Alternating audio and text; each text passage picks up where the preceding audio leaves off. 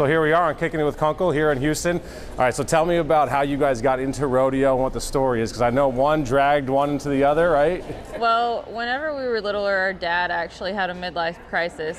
He stopped riding motorcycles and started riding horses when he was like 45 years old, around that time. My mom thought he was crazy, and we started riding horses then too and everything, and we grew up junior rodeoing and just going through the high school ranks and everything, and went through the college rodeos, and then now they put the breakaway in the pro rodeos and stuff. And I went to them first, and I kind of had to drag her out there and make her get her feet wet the first year I ever took her. So what was it like for you when you came out? It was an adjustment because, you know, coming from the East Coast, not a lot of people rope or rodeo or anything. So when you come out here and you rope against the best in the world at a weekly jackpot on Monday night, it's a big adjustment. You know, you got to step your game up. And when we moved out here, we didn't really have the horsepower we needed, so we had to sell our horses and get better and just keep moving up. But it's definitely hard to come from, you know, where we came from to be where we're at now. What's the lifestyle of a cowgirl? What's this like, traveling the country and doing this for?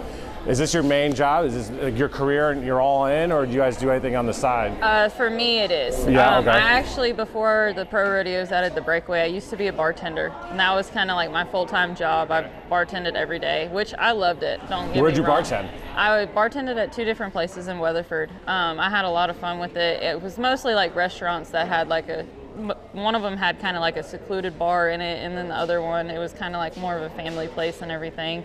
But I had a lot of fun doing that, and then whenever we started rodeoing full-time, whenever it hit the pro rodeos, you had to learn how to have a lot of grit. Like, the only year I've really truly just gone with somebody all year is the year that I took her out there. I usually don't have a driver. I usually do the summer by myself, and I had to learn a lot of self-perseverance and how to stick through it just to try to make the finals every year. So. Was it a life adjustment for you, like trying to go through this stuff and trying to make it? Like initially, and then when did it ever click? Does it click? Like, what's that like? I don't know if it ever clicks. This isn't my main like thing. She's crazy about rodeo and it goes all year, every year. I train horses and like have futurity horses and stuff, so that's kind of like my, I guess, income per se. You know, rodeoing is nice when you win, but when you don't win and you're counting on that, it really isn't great. So, you know, like she said, it's hard, and you just gotta keep pushing forward and not think about the last thing that happened. But yeah, I don't know how she rodeos all year. Like, even when we're home and it's not like mid-season, she's going to everything that they turn the lights on for, and I'm like, I just want to stay at home for 2 days. But I feel like, how do you do this and not go full in? Like, that's the way I view it. And I don't, like, maybe you don't want to, or like you like doing other things and you're just like tired of bartending. Well, I always said I'm addicted to it. Yeah. Like, this is what I got addicted to in life, and I'm blessed that I've had a very successful rodeo career, and it's really hit off with the breakaway, with the pro rodeos and the WCRA stuff and the women's finals and the American, and there's so many big stages that are giving us such great opportunities to make it where we can make a life with a rope in our hand and our horse underneath us instead of behind a bar or behind a office desk all day or anywhere else that people have a job. Like, I finally get to do what I enjoy in life every single day, even though some days I don't enjoy it as much as the other days. I'm very blessed that it has turned into the opportunity for us that it has now. Was this plan A for you all along? Like, what age were you like, this is it? Well, for us, honestly, we didn't have the opportunity. Like, the year that I was 25 was my first finals. That's the first year that they put the pro rodeo into the or they put the pro rodeo into the breakaway. They put the breakaway into the pro rodeos, and that was like our first big opportunity. Before that, like, we had the amateur rodeos and stuff, but you couldn't technically make a living as a girl, as a roper, unless you went to the World Series and the team ropings and stuff, because that's where you would get paid at the end of the week, is if you did stuff like that. Now, ever since we got added into the pro rodeos and a lot of the WCRA events, we have the opportunity to make a living with the rope. Like I said, at first we thought we were going to actually have to do what we went to college for and actually take that career path through life. Could you imagine? Yeah, I wouldn't have made it very far. Yeah, I was a sociology major, which I don't know what you even do outside of just looking at people and judging them. Yes, sir. Yeah, so then I got into this, long story short. Did you, like, now that this is your plan A for a long time, or now right, because you had to be dragged in. I have always loved training horses. Like, that's been my big thing, buying and selling and training them. So rodeoing's just kind of been like, she made me go the first year. Didn't make me, but kind of forced me. Not made, forced. Yeah. I literally told her, look, I'm entering you. You're either going to go or you're going to pay all your turnout fees. So settles that.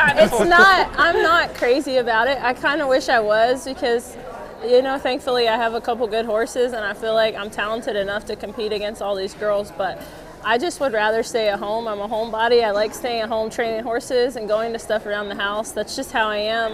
Sometimes I wish I wasn't like that, but So how do you do something like this that you're not crazy about? That's crazy to me. I am crazy about roping, but I'm more passionate about training horses. I gotcha. And that, it's hard to train horses and be on the road 24/7, which a lot of these people do train horses, and they do realize how much hard work it takes to be gone 5-6 months out of the year and try to train horses at the same time. So I don't know, for now I just want to stay home and train horses. So you want to stay home and train horses. What do you do when you're not roping? At a rodeo, yeah. I'm at a jackpot probably, or another rodeo with another association.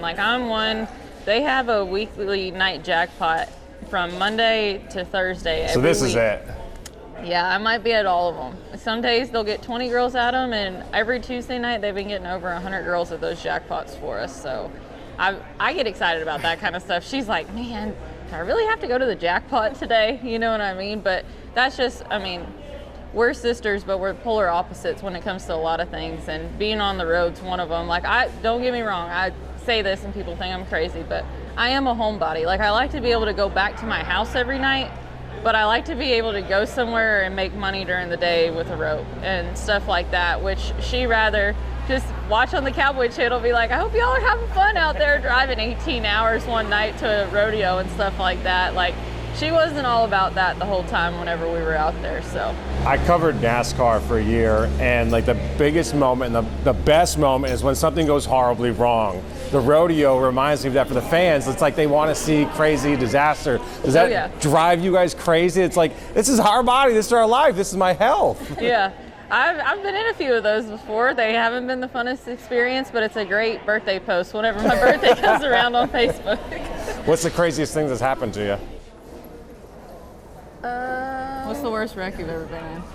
I've had horses fall on me. Horse jumped a barrier a couple weeks ago, and I'm pretty sure I broke one of my ribs. Yeah, that was a lot. A couple weeks ago? Yeah. So you're good now? A month ago, probably. This is about you can still breathe? You can yeah, cough now? I'm good. I couldn't breathe for a little while, but I'm still here, so I'm good. But it makes you think, what if I get hurt? What am I going to do? What is my life going to be like? Because this is our source of income. So I do think about that a lot. But a lot of people have that retirement fund saved up, and we don't have that at the end of our rodeo career. So slowly but surely. All right, you guys have fun tonight. Be safe. Thank you. And have a blast, guys. Thank you. Thanks for coming on. Appreciate it. Nice to meet you.